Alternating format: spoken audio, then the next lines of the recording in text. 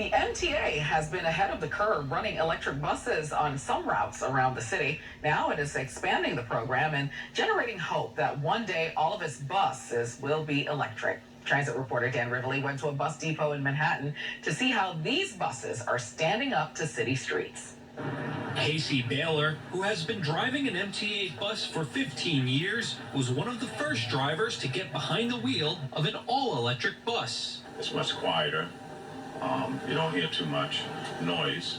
It's a very good acceleration on the bus, and it handles very well. And no exhaust from a diesel engine. When you're driving electric, there's nothing, no smell, no nothing.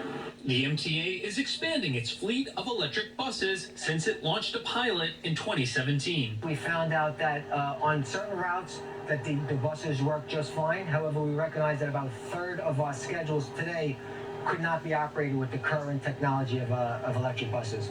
The MTA has 5 electric buses on 42nd Street and 50th Street crosstown routes, 5 on routes in Brooklyn and Queens, and 15 60-foot accordion-style buses on the 14th Street and 125th Street select bus routes.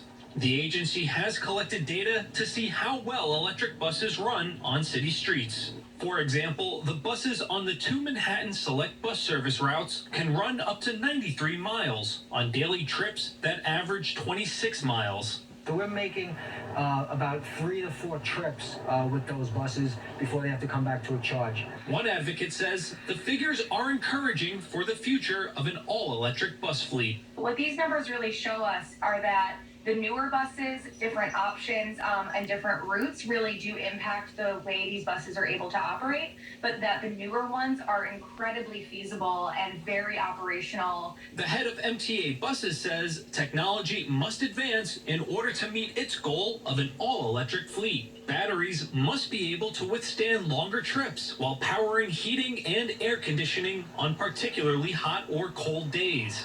And there must be an expansion of charging infrastructure. What we realize is that we probably would need about 10 times the amount of power coming to our bus depots that we have today. The MTA plans to purchase more than 2,400 new buses. More than half of them will run on diesel fuel, but that purchase includes 500 fully electric vehicles, as well as hybrid and natural gas buses. Meanwhile, the MTA plans to stop buying diesel buses by the end of the decade. In Manhattan, Dan Rivoli, New York 1.